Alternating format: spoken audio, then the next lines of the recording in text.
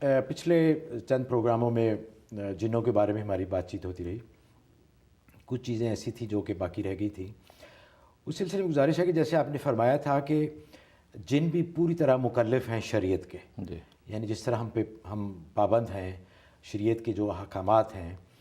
اچھا، اس میں ایک بہت بڑا جو حکم ہے اور حضور صلی اللہ علیہ وسلم کی سنت بھی ہے، وہ ہے نکاح. انسانوں کے لیے شادی کی ترغیب ہے اور حکم بھی ہے کہ نکاح کرو تاکہ افزائش کا سلسلہ چلتا رہے. تو آیا جنوں میں بھی، چونکہ آپ نے فرمایا تھا کہ وہ بھی شریعت کے اسی طرح مکلف ہیں جس طرح ہم ہیں، تو ان میں بھی نکاح اور شادی کا تصور اسی طرح ہے جس طرح انسانوں میں ہے؟ جی بالکل بالکل اسی طرح ہے. گزشتہ میں نے بتایا تھا کہ جنات میں آپس میں شادی بیاہ کا وہی تصور ہے کہ جیسا کہ ہمارے ہاں ہوتا ہے، اور وہ شادی بیاہ کرتے ہیں، اسی توالد اور تناسل کے نتیجے میں اولاد پیدا ہوتی ہے. اچھا، ایکچولی سوال یہ تھا کہ کیا جنوں اور انسانوں کا آپس میں نکاح ہو سکتا ہے کہ نہیں؟ کیونکہ کچھ تاریخ میں ایسی روایات ہیں، جس طرح ملکہ سبا ہے، حضرت سلیمان کے زمانے میں تھی، بہت بڑی تھی، قرآن میں پورا قصہ ہے، صورت بھی ہے. اس کے بارے میں مشہور ہے کہ وہ انسان اور جن کی اولاد تھی. جی تو ظاہر ان کا نکاح ہوا ہوگا. جی جی تو اگر یہ ہو سکتا ہے نکاح، تو ان کے وہ کس حالت میں ہے؟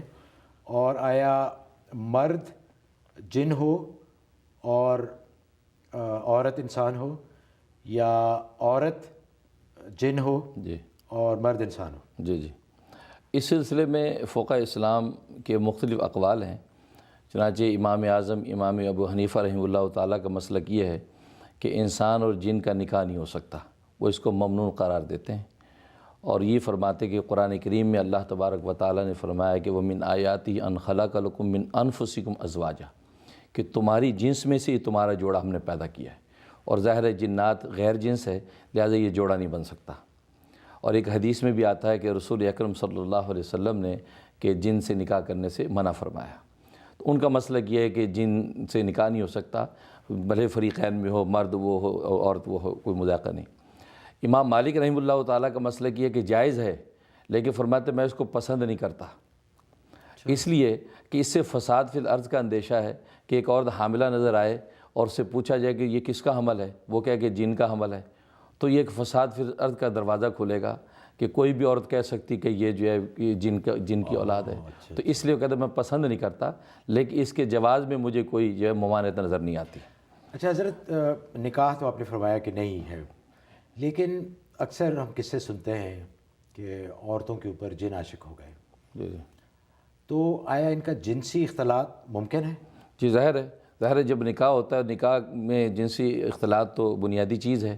تو اسی طریقے سے جب وہ جنی کو عاشق ہو گئی یا جن عاشق ہو گیا، چنانچہ علامہ ابن تیمیہ رحمۃ اللہ علیہ نے ان وجوہات میں سے ایک یہ بھی وجہ لکھی ہے کہ جن اور مرد کا جو انسان کا آپس میں اختلاط ہے، اس کا عشق بھی ایک وجہ ہے کہ عشق اور محبت کی وجہ سے وہ جن یا جنی اس پہ حاوی ہو جاتی ہے. تو ان کا جنسی اختلاط ایسی ہوتا ہے جیسے انسانوں کا ہوتا ہے. اچھا، اب جن تو نظر نہیں آتے، جی تو اگر کسی کا معاشقہ چلتا ہے اس طرح کا، تو ظاہر ہے کوئی عورت جن کو دیکھے گی نا، تو اس وقت جن کس صورت میں یا کس شکل میں وہ ہوتا ہے؟ ہاں، اس میں وہ جن کو اختیار ہوتا ہے. مثلا جنی ہے تو ایسے بہت سے واقعات علامہ سیوطی رحمۃ اللہ علیہ نے اپنی کتاب لغت المرجان میں لکھے ہیں.